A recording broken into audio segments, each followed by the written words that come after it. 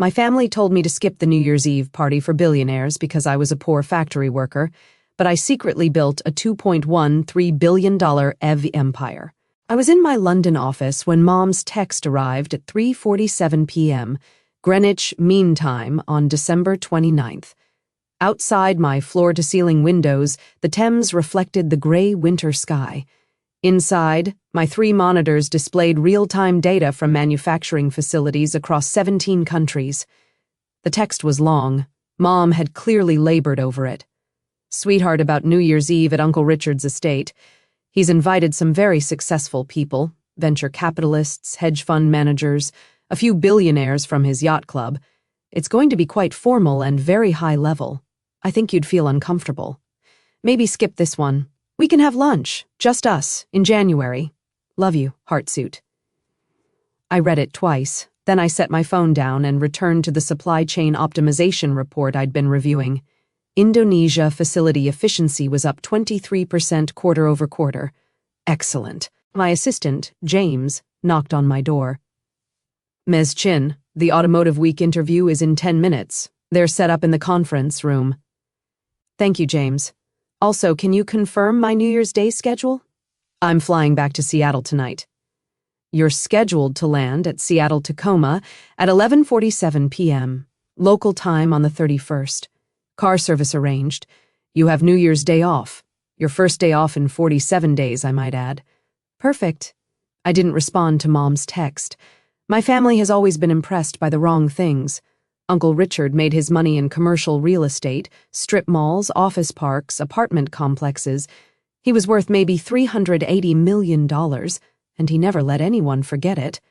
His house was a 12,000-square-foot monstrosity in Bellevue with a 6-car garage showcasing vehicles he barely drove.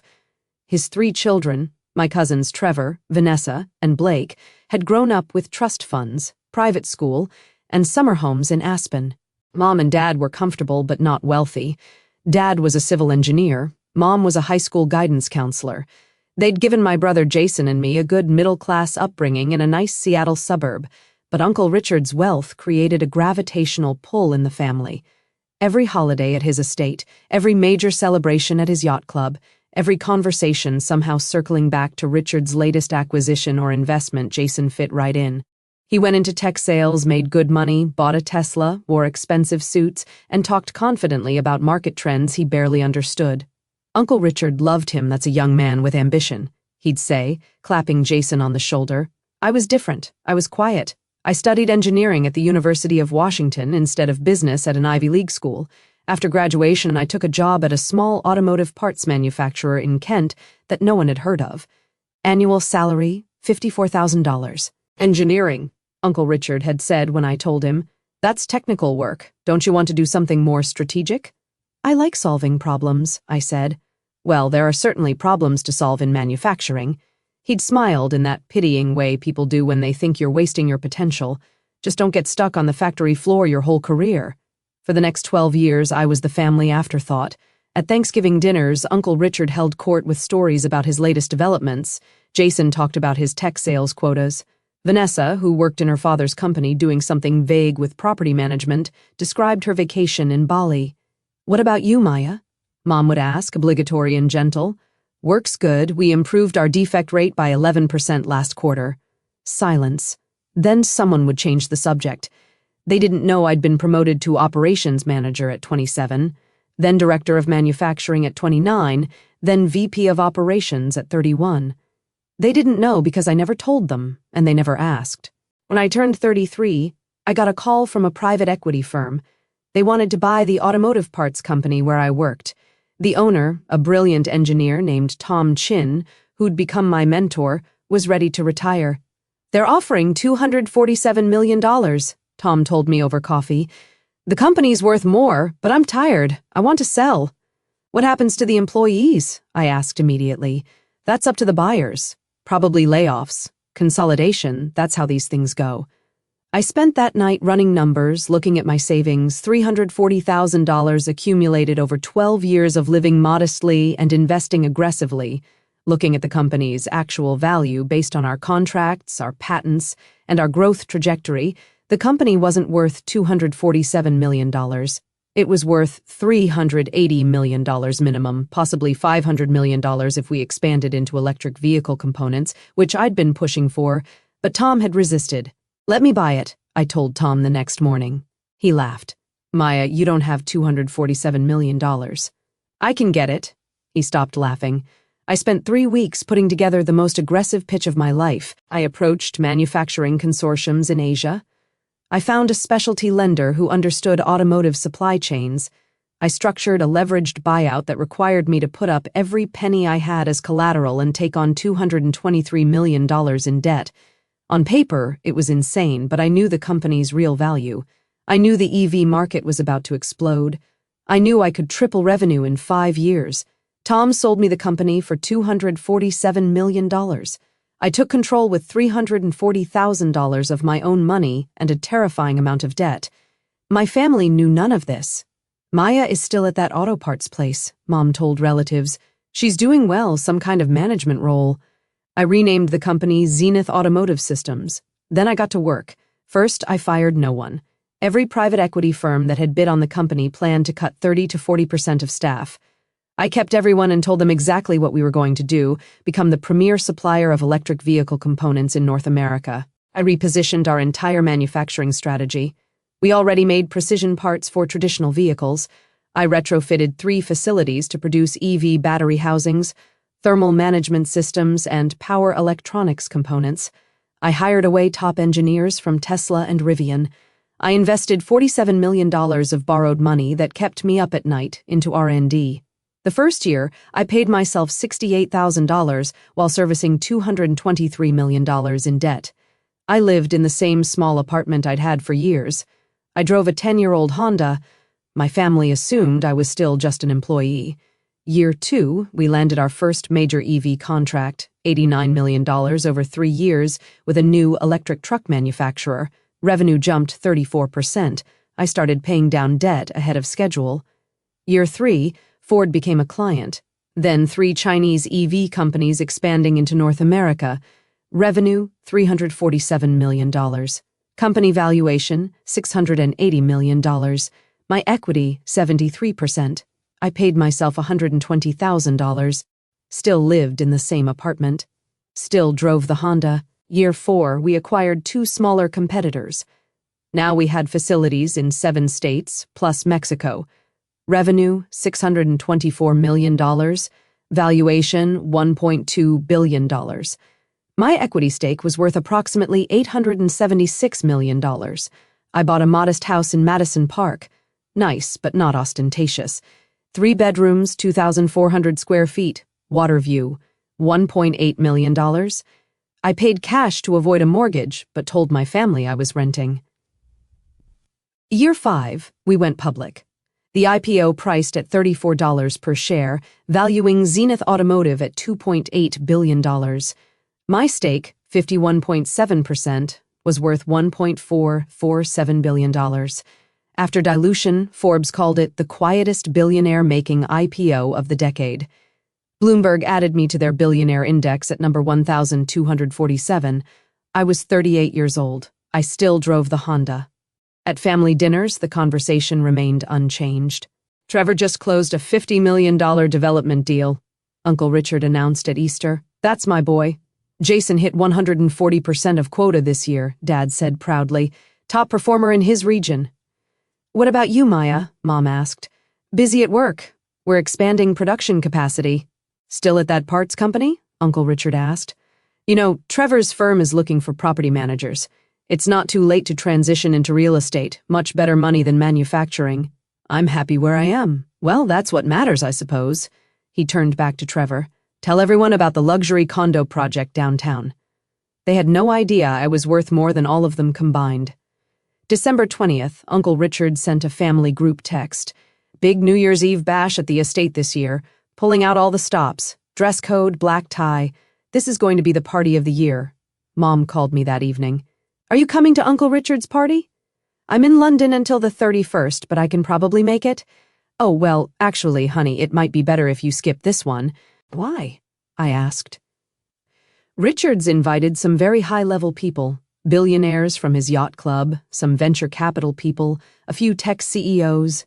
It's going to be very, the conversation will all be about big deals and investments, and you might feel out of place. You know how Richard gets with his wealthy friends. Lots of talk about money and success. I just don't want you to feel uncomfortable. I was literally reviewing a $340 million acquisition while she said this on my screen. Due diligence documents for a German automotive supplier we were buying to expand into the European market. I see, I said. It's not that we don't want you there, Mom continued quickly. It's just, Jason will be there with his new girlfriend who works in venture capital. Trevor and Vanessa will have their successful friends.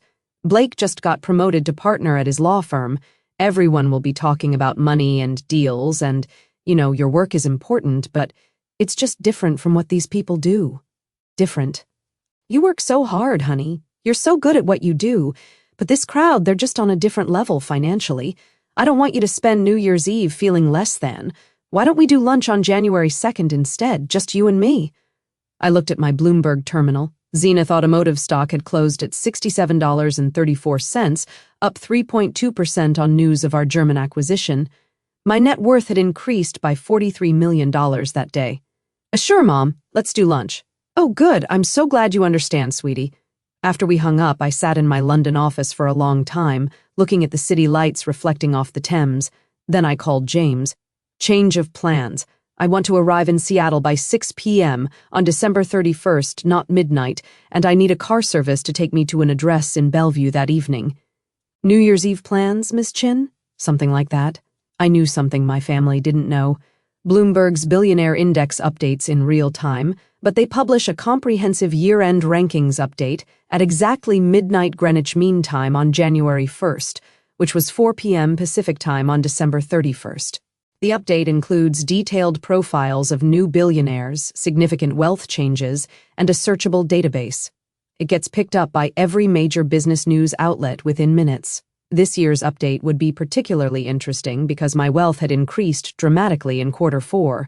The German acquisition, a major new contract with Volkswagen, and strong stock performance had pushed my net worth from $1.447 billion to $2.13 billion. Bloomberg had contacted me in November for comment. I'd given them a brief statement and a professional photo. They'd mentioned the update would go live on New Year's Eve. I'd said nothing to my family. I landed in Seattle at 5:47 p.m. on December 31st. My driver, a professional from the service I used for business travel, took me directly to Uncle Richard's estate in Bellevue. I was wearing what I always wore, simple black dress, minimal jewelry, low heels. My only concession to black tie was that the dress was designer. Armani, $30,400, but it looked like something I could have bought at Nordstrom for $400. I arrived at 7:23 p.m. The circular driveway was packed with luxury vehicles, Bentleys, Rolls-Royces, multiple Ferraris, a Lamborghini. I asked my driver to park my car on the street. The house was lit up like a palace. Through the windows, I could see at least 100 people in formal wear, champagne glasses glittering under crystal chandeliers. I walked up to the front door and rang the bell. Uncle Richard's assistant, yes, he had an assistant, opened the door. Name? Maya Chin. She checked her tablet, frowned. I don't see you on the guest list. I'm Richard's niece. Oh, her expression shifted to confusion. Let me check with Mr. Chin. She disappeared. I stood in the doorway watching the party inside. I recognized a few faces from business news, the CEO of a major tech company, a prominent venture capitalist, several people whose names appeared regularly in Forbes. Uncle Richard appeared, slightly flushed, champagne glass in hand. Maya, what are you doing here? Coming to your New Year's Eve party. I thought your mother said, we weren't expecting you. I was in the neighborhood. I stepped inside. Should I leave? No, of course not. It's just, this is a very high-level crowd. You might not have much in common with them.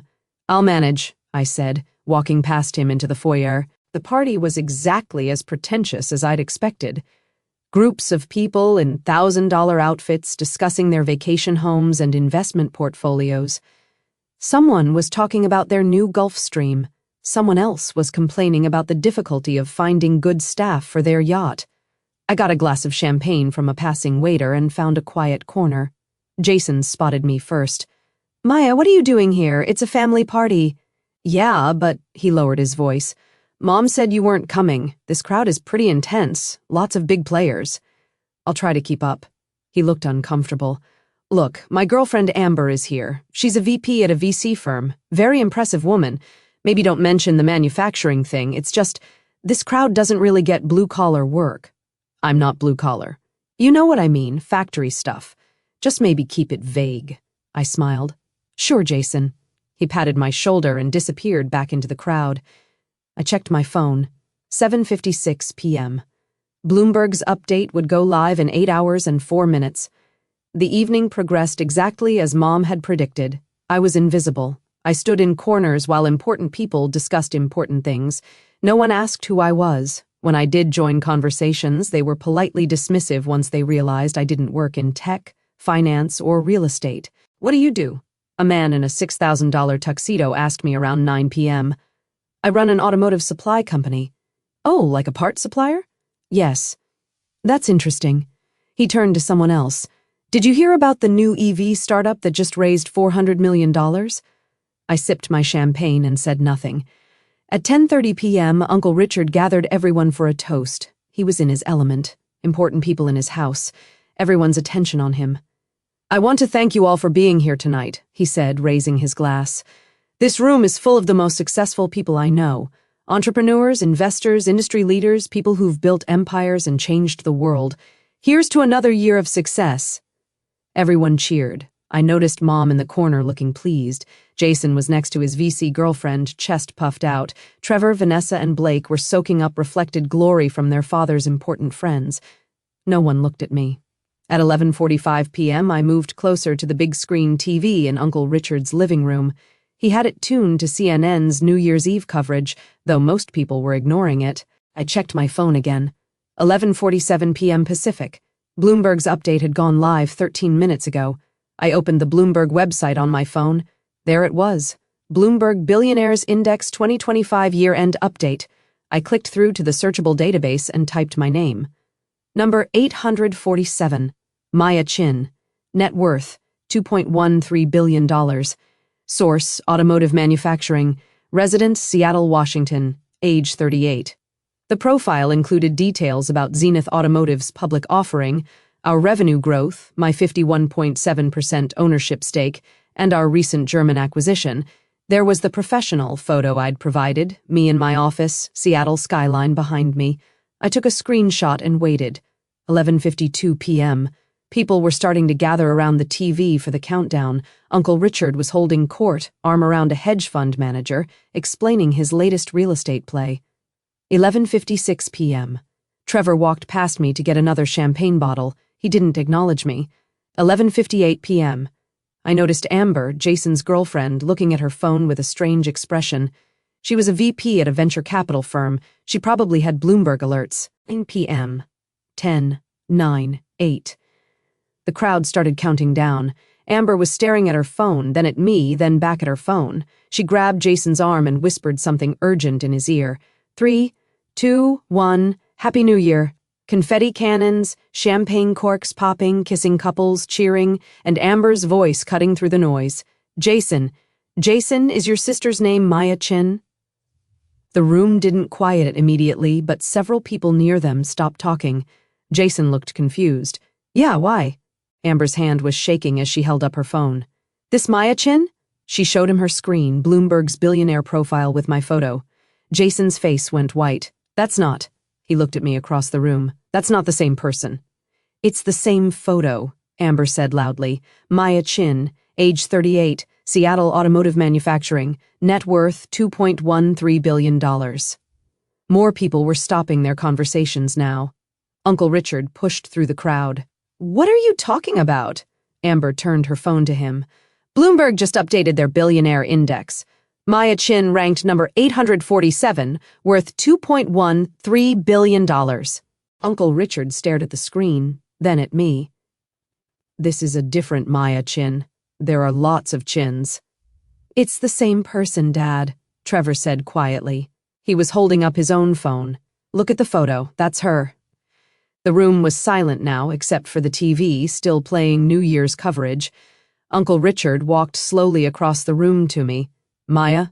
Hi, Uncle Richard. Great party. This says you're worth over $2 billion, $2.13 billion as of market close yesterday, probably a bit more now with after-hours trading, but Bloomberg won't update that until Monday. Mom's voice, shrill and confused. I don't understand. I turned to look at her. She was standing next to Dad, both of them staring at me like I was a stranger. You said you worked at an auto parts company, Mom said. I do. I own it. Own it? I bought it 12 years ago. We went public 5 years ago. Zenith Automotive. We're the largest independent supplier of EV components in North America. I took a sip of champagne. We did $1.3 billion in revenue last year. Market cap is currently $4.1 billion. I own 51.7% of the stock. Complete silence. Then Vanessa's voice, angry. You've been lying to us. I haven't lied about anything. You never asked. You assumed I was just an employee. There's a difference. I looked around the room. I told you I worked in manufacturing, that I was expanding production capacity, that we were growing. Everything I said was true.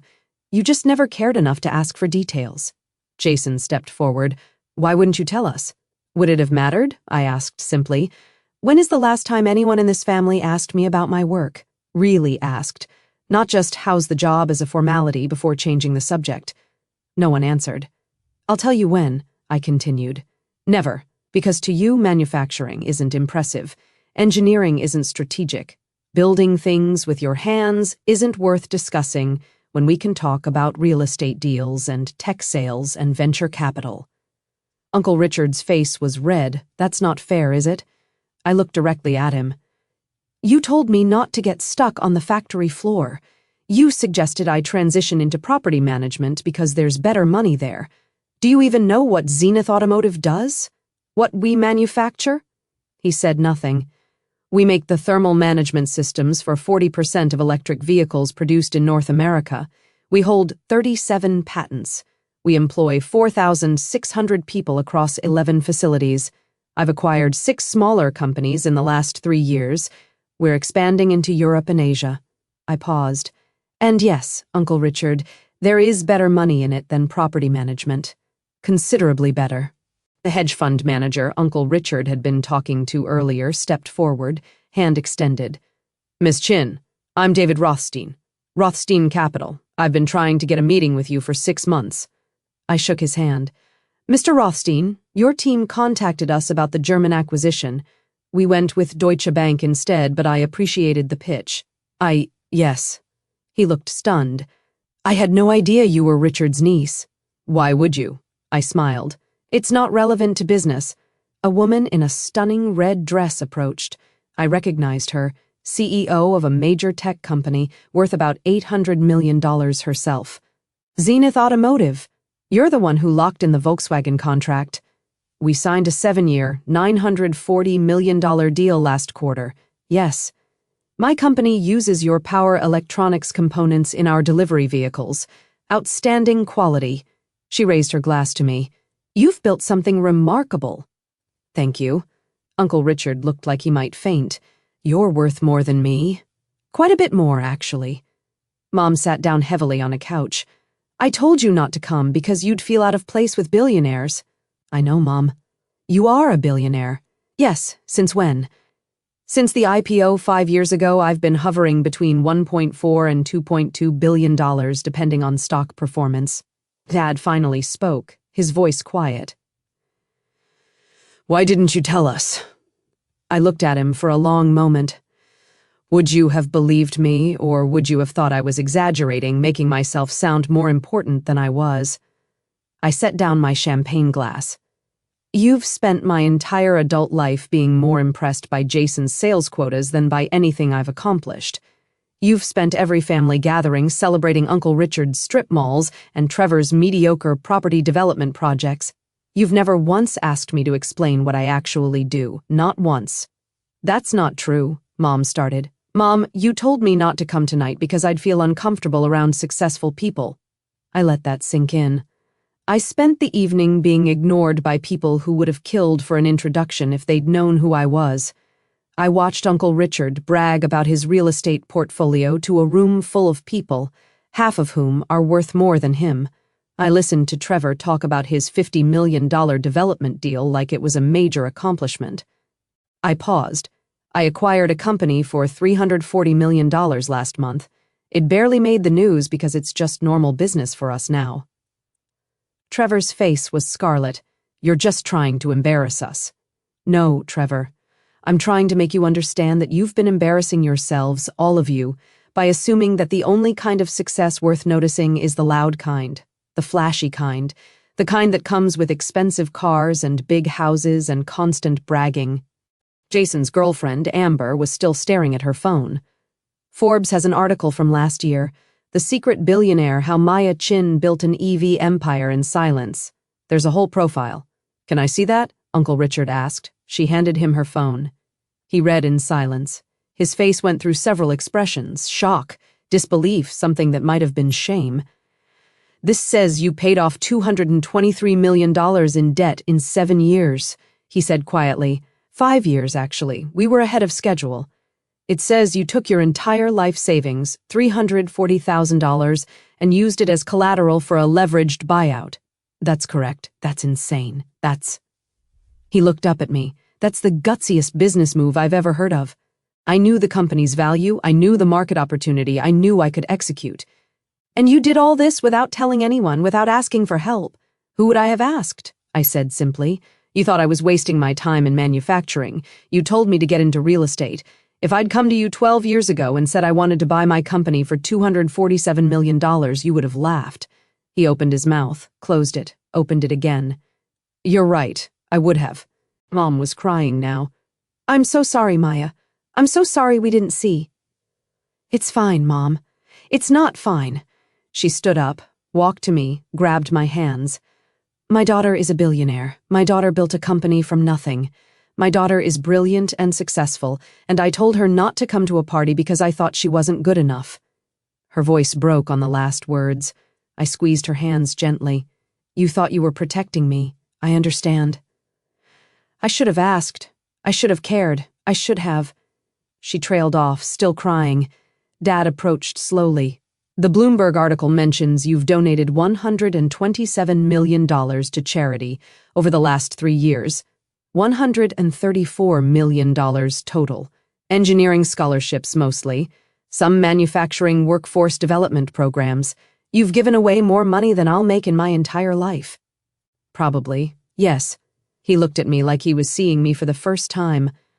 I'm your father. I should have known this. I should have... Maya, I'm so sorry. Around the room, conversations were starting up again, but they were different now. People were pulling up articles about Zenith Automotive on their phones. The CEO who'd complimented my components was telling someone about our manufacturing quality. David Rothstein was discussing our stock performance with another investor. Uncle Richard stood in the center of his own living room looking lost. I thought I was the successful one in the family. You are successful, Uncle Richard. You've built a good business. You should be proud of that. But you're worth more. Yes, but that doesn't diminish what you've accomplished. You just spent the last 12 years treating me like an afterthought because my success was quieter than yours. He had no response to that. By 12:47 a.m., the Bloomberg article had been picked up by CNN Business, CNBC, Forbes, and the Wall Street Journal. Seattle's secret billionaire revealed was trending on financial Twitter. My phone started ringing. My PR team, my search engine optimization, my board chairman wanting to know if I needed any support with the sudden media attention. I stepped out onto Uncle Richard's back patio to take the calls. The yard was beautifully landscaped, lit with tasteful path lighting. Through the windows, I could see the party continuing, but the dynamics had completely shifted. People kept glancing at me, whispering. Several guests had asked Jason and Trevor for introductions. When I came back inside at 1:15 a.m., a small group had formed around Mom and Dad. People were asking them about me, about my childhood, about how they'd raised such a successful daughter. Mom was glowing, telling stories I'd forgotten. Maya was always so focused. Even as a little girl, she'd spend hours taking apart machines to see how they worked. Jason approached me carefully. Amber wants to apologize for not recognizing you earlier. There's nothing to apologize for. She didn't know. She feels terrible. Her firm tried to get a meeting with you last year for that Series C funding round for the battery startup. I remember. We passed. Their technology wasn't differentiated enough. They went bankrupt 6 months later. I know. He stared at me. You're really good at this, aren't you? At what? Business, building things. You're not just lucky. You're genuinely brilliant at what you do. I work hard, I understand the industry, I make good decisions most of the time. Most billionaires inherited their money or got lucky with one big hit. You built this yourself from nothing.